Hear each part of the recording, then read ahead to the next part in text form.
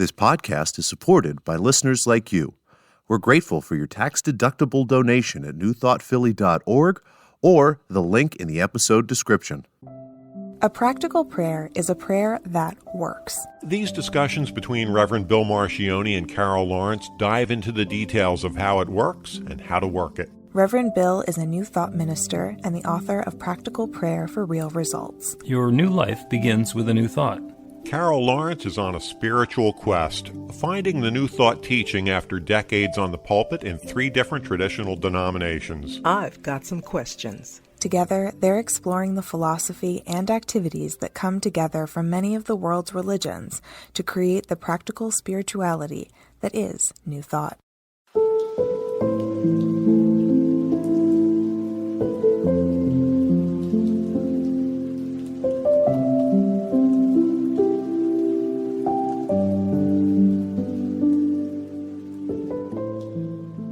Welcome to the Practical Prayer Podcast. I'm Carol, here with Reverend Dr. Bill Marchioni, and we've got a great conversation. You want to talk about what you call defining moments. Yeah, defining moments or redefining moments. Okay, you want to define or redefine what you mean by defining moments? Yeah, let me reverse engineer it. Like most of the time, people think of redefining moments or reinventing themselves after retirement, if they think about doing it. You know, like some people think retirement is just to quit and do nothing and sit on the porch, which is wonderful if that's what you like. There are others who want to start another business and do some other things with their life, and that's wonderful too. But redefining moments, I think, and defining moments, and we'll probably flush the difference out as we go along, but they happen throughout our lives. Mm-hmm. And I know that with my own life, I missed a lot of them. Like I look back and say, oh, that's what that was, you know. Gotcha. You know, but we're living life, and like I'm busy being a pastor and raising 3 children. So I had a whole lot of stuff that I missed. And so I think, okay, I missed it. But now I'm bumping into them. And even how to interpret them is much different. So that's kind of the conversation. Maybe I can give you another example. Well, I'll speak generically about it, and then you can give me another example. But there are definitely times when we're going through life and we're just doing what we're doing because that's the next step to take at this particular moment. This is what I'm involved in. I'm going to do the best that I can. I'm going to see what I can do. Sometimes it feels like a stretch or a reach. And a lot of times, it's only in hindsight we realize just exactly how transformative or spectacular whatever it was that we did turned out to be. And I've had those experiences along the way myself, both in my spiritual work and in my earlier work in creativity and technology. But give me an example of yours. Yeah, I thought about this, and I had an experience, and I think I've shared this with you. I was divorced in my early 20s. And it was just a really ugly experience. The divorce was fine. Nobody's mad at anybody, nothing like that. But it was the church experience that was so horrific. And I thought through the years, I'm going to write about this experience because I know that other people have experienced it. They don't survive well. I know what it was like for me. I survived. But, you know, how you survive is a personality thing sometimes, I think. So I thought the only thing is, a few people are going to have to die before I write this book because I want the truth out. But at the same time, I don't want to, you know, damage relationships. If people don't understand, it's just a mess. So I said, okay, some people are going to have to die first. So I got to this place and, you know, like people are still living, right? Mm-hmm. I said, well, okay, I don't care. I'm writing my book. And I sat down to think about writing it, and something happened. And I'm thinking this was a redefining moment. I always think that you shouldn't write. I hate tell-alls. So it wasn't going to be a tell-all. I think when you write something, if you haven't survived it in a positive way, then the writing doesn't matter because you should be writing to help people get through a similar circumstance. So I said, okay, I survived it okay. But the surviving piece didn't matter. It's like, okay, so now you're okay. You know, you jumped this hurdle.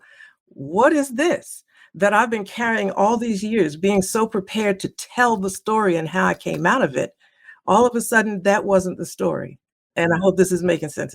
Okay, that's nice. It probably happened to a lot of people, and people will say, oh my God, yeah, okay, but that's not the story. The story was the moment I sat down to think about it and realized that the story I was going to tell was not the story. And that was my redefining moment. All these years, 40 plus years later, carrying what I thought was the story suddenly isn't. So let me see if I'm understanding, and I'm going to read a lot into this, so it's possible that I get this completely wrong. There's this whole tale of woe about what happened to you and how they treated you and how you managed to let your light shine. And the story was about you and how you overcame. And you kept telling yourself that other people need to hear this story so they can hear that it can work. When you get down to finally writing the story, you realize, oh, this is not about my light and how cool I am. But if I can share this story in a way that people understand that their light is available, then it's worth telling. Otherwise, it's just me with my story. Almost, it wasn't how cool I am, because I wasn't cool. Well, nobody who's writing a memoir ever says, I'm writing this to show people how cool I am. So, but it really retract wasn't. That. It was more about how the church mistreats you or mistreats people. You know, what we say, we kill our wounded. It was that. And it was more about, I'm not even sure whatever. It was for divorcees, as well as asking the church to take a look at the way we treat people. But then again, that was not the story, because the way people are treated is going to be the way they're treated. I mean, that's not going to change. Some churches will treat people, kill their wounded, and some won't. My story is not going to change that. How I survived it, it's no big deal. I mean, I'm a survivor. There's a lot of people that are. What the story is how I looked back and reinterpreted what I saw. And here's what I mean. I carried the anger, the hurt, and all of those years. I had a different choice, but I didn't know it. Do you know what I mean? I wasn't aware that I had a choice not to be hurt or not to be angry. I was just feeling what was happening to me and reacting to what was happening and going on my life. And, everybody has problems. So it's how you handle the problem going through your life. And then I thought, wait a minute, that is not really the story, because everybody has that. The real story is the day that it happened. Those days that it happened, I had a choice to react in a different way. I didn't know that. I didn't know what the different way was, but I had it. That's the real story. Okay. So when you started, your defining moment was the way that they kill their wounded. That's brutal. When you got out of there as the wounded and were ostracized, rejected, shunned, turned away, made no longer part of the community, your defining moment was the transformation that you made that said, in spite of what's happened to me, I'm okay. And that continued to be your story. I am okay in spite of what happened to me. And the redefining moment is, it doesn't matter what happened to me. I'm okay. And to use the metaphor of baggage and dirty laundry, is there's stuff that happens and we get soiled, and we take that soiled clothing and we stuff it in our bag. And then we carry the bag with us because that's part of us, and it's us, and that's our story, and that's what's happened. And so we carry that baggage around with us, and we keep on adding more stuff, and every once in a while I'll take something out of there. At some point, we realize, I don't need to carry this anymore. And that's where the surrender, the release, and the forgiveness happen. And we're not letting people off the hook, like, oh, that behavior was okay. What we're doing is we're saying that behavior no longer needs to be operative in my life. So I'm going to take that out of my bag and I'm going to discard it, and I'm going to continue along with a lighter load. And that, even though that was part of my past, it's not part of the story that I'm carrying today. Yes, I want to, if I would tell the story at all. I mean, I'm not writing it because it ain't that big a deal. It happens to a lot of people in terms of the story. I think the principle that I'm trying to share, and I'm probably figuring it out as I go. Let me say this. I remember the day that I walked away from that church. I remember it like it was yesterday. I can feel the sun on my face, everything. And I remember what I said.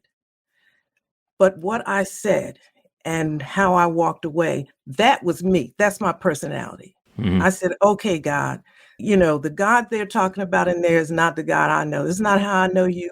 I'm out. It's me and you. Okay, so that's just me.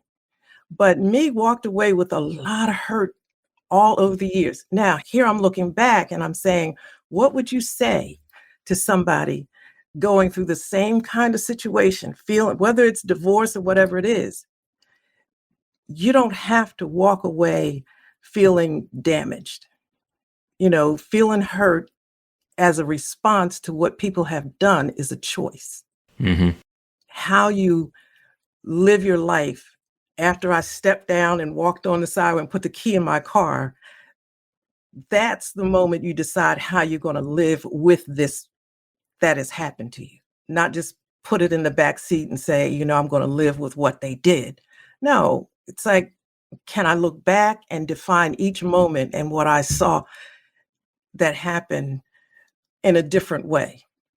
Like that was a small world for me. That was my small world. I'm looking Yeah. back now thinking, what? But I didn't know that it was a small world. So I'm telling people, listen, there's a picture of the Milky Way, and it shows two pictures, the Milky Way and imagining the Milky Way without the Earth. And the pictures are exactly the same, right? So Yep. like, who ever heard of this place and these people that caused you pain? And I'll ask about some of the people, how they're doing. And, because I still have folk that know me back there. Some of them are gone, dead. I don't even know when they died. I might have been carrying hurt from people that have died like 15 years after they were gone. So, Yeah, you think it's time to take that piece of laundry out of the bag and leave it behind? Because after they die, it's almost certain they're not feeling bad about it. They probably weren't anyway, but they weren't anyway. after they're dead, it's over. That's over. But okay, let's go to the pool of Bethesda. Okay, when Jesus healed the guy that had been laying at the pool for 38 years. When he did it, let's fast forward after he said, do you want to be healed? Blah, blah. He healed him and he said, take up your bed and walk.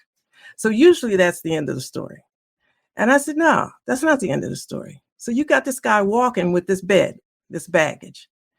Did Jesus tell him to make sure you take your baggage with you and keep it under your arm? No, you could drop it in the next dumpster you come to. That was a choice. Oh, yeah. But what Jesus was saying was, don't leave it here because you're not going to need it here ever again. I know that. Get yourself and your bed out of here. But what happened? There's nothing in the story that talks. There's a little bit about what he's supposed to do when he gets where he's going. But the point I'm thinking, in that moment, the guy picked up his bed, he could keep it with him, but he also had the option of dumping it. Mm-hmm. And sometimes you don't know that you can dump it. I didn't know. I thought like you had to cope with it. You don't have to cope. You don't have to cope. And there's a little piece in the prelude to the story is that Jesus didn't just heal the guy. Jesus said, do you want to be healed? And required an active commitment and intention from his client, from this person. And because the guy said, yes, I want to be healed, there's no question he got rid of the bed. He had set his intention in that whole process, 38 years. Okay, stand up, take the bed, get the hell out of here, make room for something different. And it doesn't matter what happens to the bed. But he didn't ever say he wanted to be healed. Like we're going to go through the nuances of that story, we could, but he never said he wanted to be healed. He had other dialogue that he gave Jesus. I'm talking about you can walk away unhealed, not healed. Absolutely. And just walk away. And I'm saying that even when you walk away, you walk with a limp, but maybe you don't have to like that. Maybe it doesn't have to hurt the way you think. You don't have to take the hurt with you. You can deal with it looking at the bigger picture, Mm-hmm. And I see faces even now, and I see them differently than I did before. I'm not going to go on an ego trip and say I see them with great compassion, because I don't. I see faces that hurt me, Mm-hmm. but I also now see faces that have their own story. I just didn't know what it was at that time. Yep. So all of that you take into account. I didn't need to know the story, but people hurt you because of stuff that's inside of them. I didn't know that. I thought I was a bad person, so There were those who tried to convince you that was what it was, because yes. because if you're a bad person, that makes them, whatever they're doing, be either okay or better or good. And then it becomes, game on. There's a wonderful metaphor that we have in our everyday technology, our iTunes or our MP3 player. You can set a song on loop, and you get partway through. This is great in country songs. You get partway through and the dog dies, the girl leaves, the truck gets ruined, or whatever it happens to be, Yeah. And then if it plays again and again and again and again, it's like it's the same story going all over and over again. Now, we already know what it is. It already happened. It happened before they wrote the song. Mhm. But we can turn off the loop and play a different song. We can put that one away and say, okay, that happened. And I've grown from that. And all the players did what the players did. And we're all on different paths now. And that's the moment that I'm talking about right there, where you said you can turn the loop off. Yep. That's the moment. It really doesn't matter what's going on. It's you decided that whatever's going on is not going on with me anymore. Yeah. That can get by you, because you're busy doing life. And we have ways of coping with pain and whatever, so we can get done what we have to get done. But I look back, particularly on that experience, and think how much better I could have lived my life if I stopped the loop. Yep. But I didn't know I could. Yeah. Let's take a break and come back and talk about the F word. Okay. Learn to put practical prayer to work in your life. The steps are simple to learn and let you begin to get real results to create the life of your dreams immediately. Reverend Bill Marcione's widely acclaimed book, Practical Prayer for Real Results, gives you a clear summary of the New Thought principles behind practical prayer and the series of easy-to-understand steps found in the most effective prayers from religions and spiritual practices all over the world and throughout history. Practical prayer is not a replacement for your religion or practice. It's a technique to make the work you do in consciousness even more effective. The book includes 40 prayers on various topics that you can adapt as needed and use as your own. Practical Prayer for Real Results is available in paperback, Kindle, and audiobook on Amazon or at b-the-light.com. That's b-the-light.com.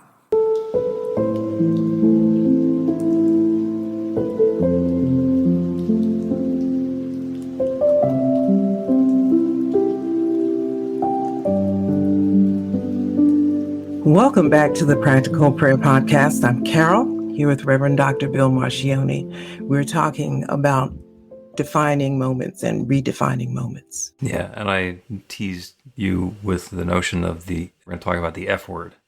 And this is one of those outrageous, upsetting, disruptive terms. And the F word, of course, is forgiveness. And that's part of the transformation.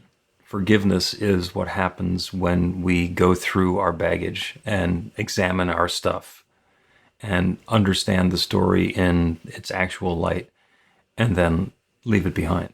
So forgiveness is not letting the person or the perpetrator off the hook. There are lots of cases where people are victimized. It's not about letting the people who victimized us get away with it. It's about us letting go of that energy cycle about it. Letting go of the idea that we are bad or unworthy or less than or deserve to be victimized or any of the rest of that stuff. Yes, it happened. No, that's not the truth of who and what we are. And it doesn't matter what the perpetrator is doing now. The forgiveness is inside of us so that we can let go of that energy and, as you say, have a redefining moment and move into something different. You're talking about retirement before we get to retire that old cycle. And as you were speaking, I was thinking about that exact thing, forgiveness. And it played out this way. There's just a host of characters that are in whatever story we're dealing with. And I looked at me and I had to forgive me for taking me through that, for not knowing in a sense. And I'm not saying exactly correctly because I haven't thought this through. I didn't rehearse the story Oh, thank or goodness. anything. Little But ad lib here is great. yeah.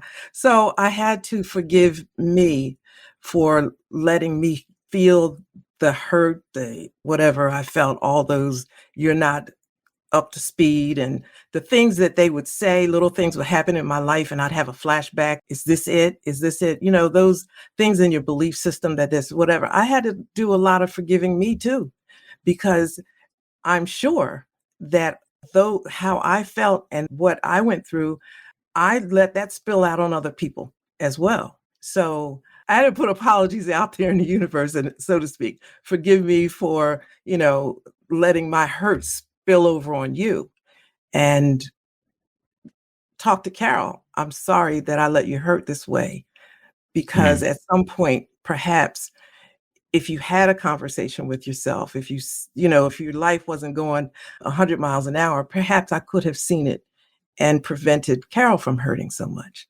So it's a lot of forgiveness, as you said, going on there.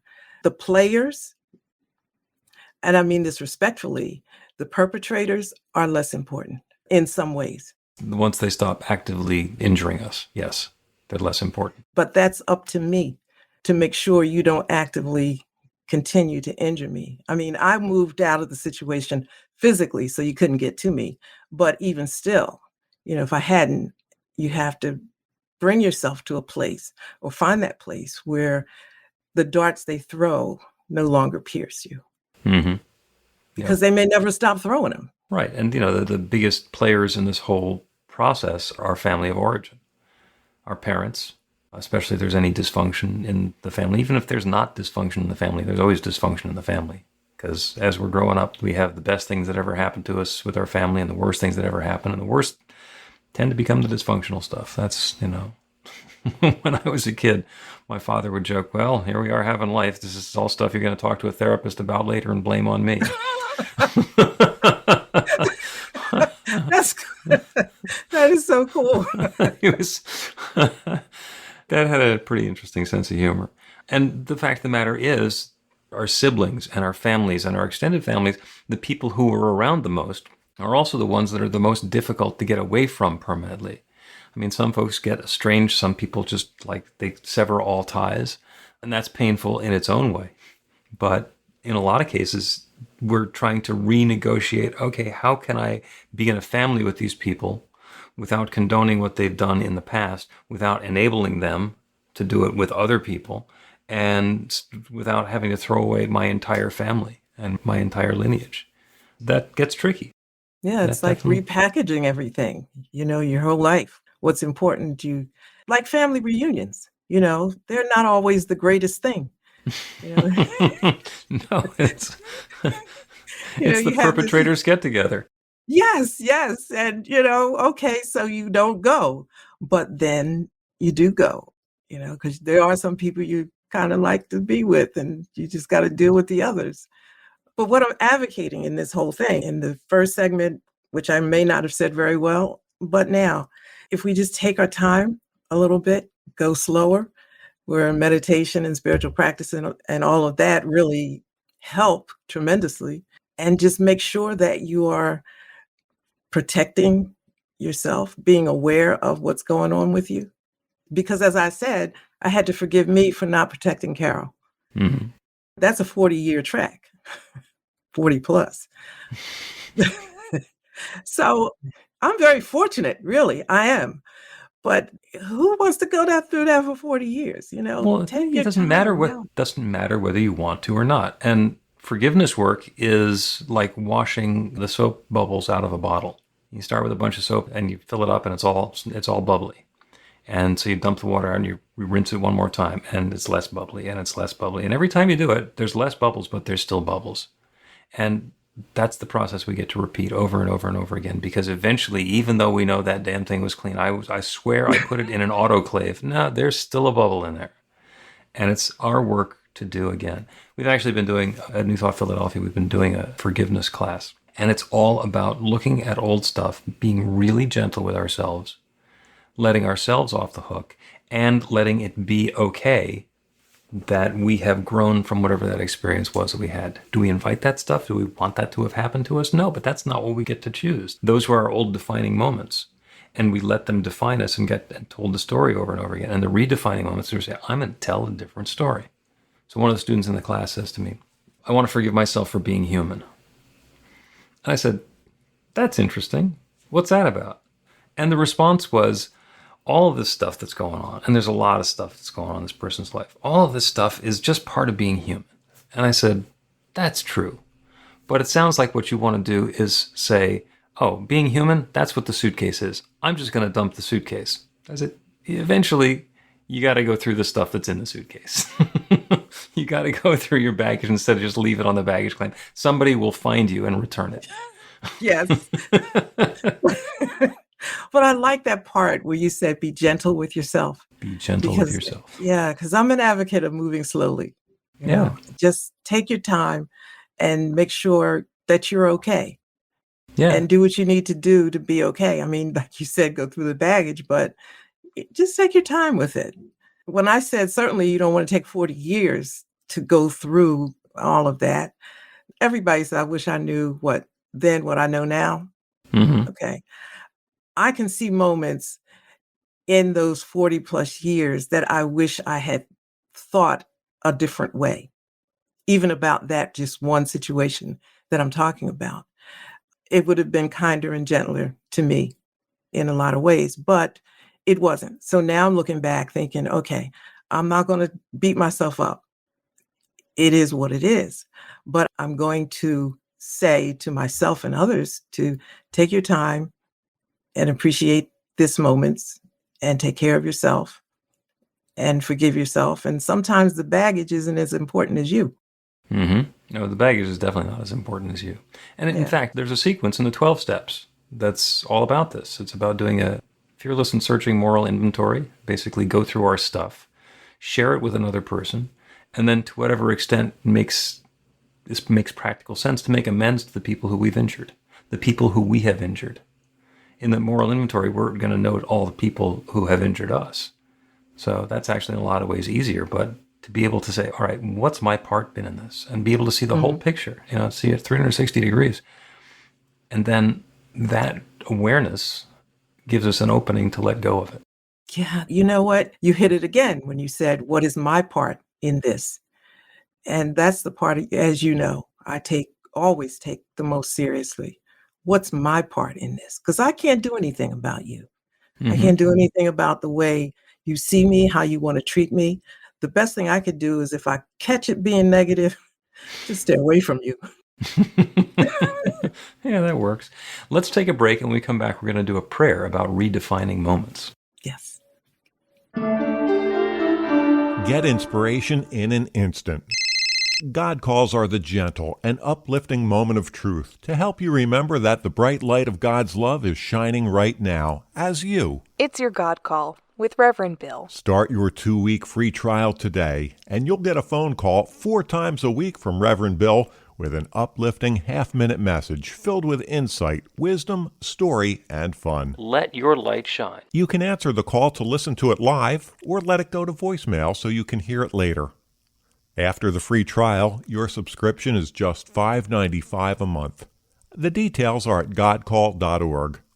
God calls are disruptive, intentionally. Whenever you write something, put on a gold star. They take you away from your routine to remind you about the truth of who you really are. They come at random times between 8:15 a.m. and 6 p.m., so you won't be expecting them.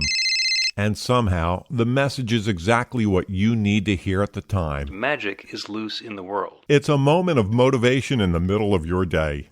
Find out more and start your 2-week free trial now.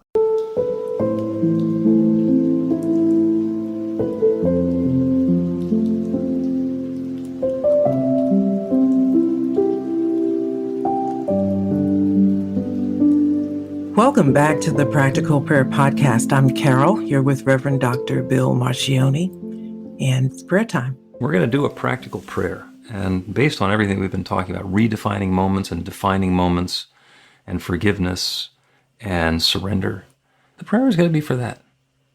And it's going to be more than that. It's about owning what's ours, being aware of where we are in the process, because it's always a process. Forgiveness and surrender and being okay is not an event.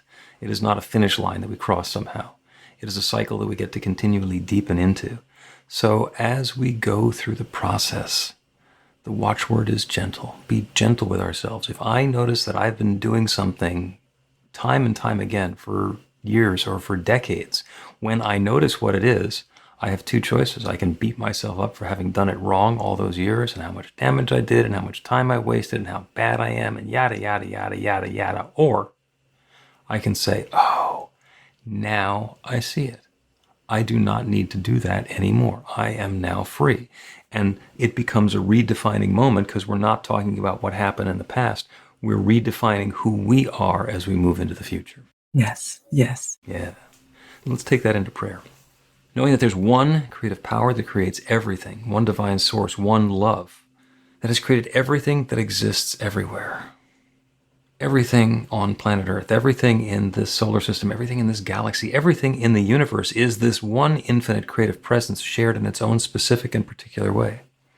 That includes every person, every particle, every insight, every moment. Everything is God's love unfolding in its own way. And sometimes that presence of God's love is absolutely obvious. On a gorgeous spring day, on a wonderful idyllic moment with our beloved, the presence of God can be so obvious. And that divine presence is with us. It is us in all the other moments as well. In the midst of a huge hurricane, some number of miles up, it's still sunny. It's still sunny with a bunch of swirly clouds underneath. And all of that tumult and all of that violence and all of that swirl that's still going on is not apparent when we rise above it. So the transformation, the redefining moment, isn't making the storm stop. It isn't about running away from the storm. It is about being okay in spite of whatever happened during the storm. We don't need to blame the storm. We don't need to blame ourselves for being caught up in the storm. We don't need to blame anything. The redefining moment is when we understand that everything has served its purpose. Everything has brought us to this next new opportunity. And without having been through that experience, I would not know what I know now. I would not be who I am now. And what each of us can know for absolute certain is that the divine love of God is expressing and unfolding and revealing and shining itself through everything that we are, through everything that we do. That bright light of God's love is shining as each one within the sound of my voice. We are each individually and all collectively the manifest expression of God's infinite goodness, right here and right now. And I know that that good continues to unfold through our lives. It unfolds through gentle guidance and wisdom, informing us as to course corrections, changes of perspective, and new ideas that will bring uplift and peace and harmony and tranquility into our minds and into our experiences. Each one of us is going through those redefining moments in a way that we are able to let go of whatever the instructions of the past have been, let go of the energy and the baggage and the tumult and the hurt that has happened to us and that we've been carrying with us. To release that. And not by throwing it away, not by violently blaming it for being something other than what we wanted, not for blaming ourselves for having been exposed to it or carried it for all this time. Simply the awareness to realize who and what we are and that we are at choice about what to move forward with. And to each go through that process of forgiveness, of taking away the energy, the emotion that we have about what happened in the past. Thinking that if we somehow are angry enough within ourselves, if we seethe enough, that the person who harmed us is going to take ill. It doesn't work that way. It doesn't work that way. And forgiveness is about stopping that process, about letting go of that energy that's so harmful to us, and allowing the love and the light that's the truth of who we are to shine ever more brightly. We are not under any circumstances condoning bad behavior or forgiving our victimizers. We're not letting somebody else off the hook. What we're doing is we are acknowledging the truth that we are love right here and right now and always. We are that bright light of God's love individually, not because of what happened to us, but because that's the truth of what we are. The divine light of God's love that something happened to. And so we let loose any thought that that activity, that experience needs to limit the way that that love expresses, the way that that light shines. Allow the good to flow and allow the love to unfold and reveal itself. So that's what I'm claiming for each of us, for everyone within the sound of my voice. That experience of a redefining moment, letting go of an old story, opening to something brand new, going through that process of releasing the energy and stepping forward as a newer, grander, more wonderful expression of that bright light of love that's the truth of who and what we are anyway. So that's what's going on now. I'm so grateful for it. I'm grateful for the good. I'm grateful for the light. I'm grateful for the willingness of each one to take on this challenging task, to step into that newness, to invite the love, to be the light. I'm grateful for the wonderful way that it's happening, and I'm grateful to be able to speak this word and release it into that creative law that has always said yes. I'm grateful to know that it's once again saying yes. This good is underway now. And so I let it be. So it is.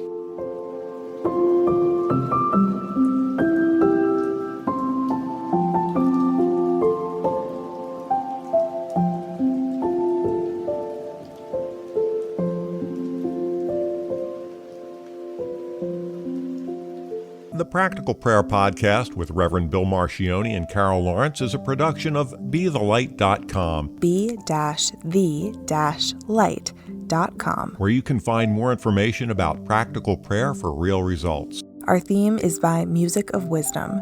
You can learn about the spiritual community of New Thought Philadelphia with daily guided meditations, Weekly celebrations of spirit and Reverend Bill's classes in practical spirituality at newthoughtphilly.org.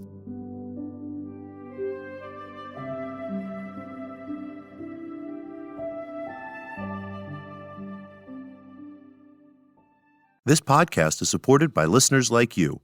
We're grateful for your tax-deductible donation at newthoughtphilly.org or the link in the episode description.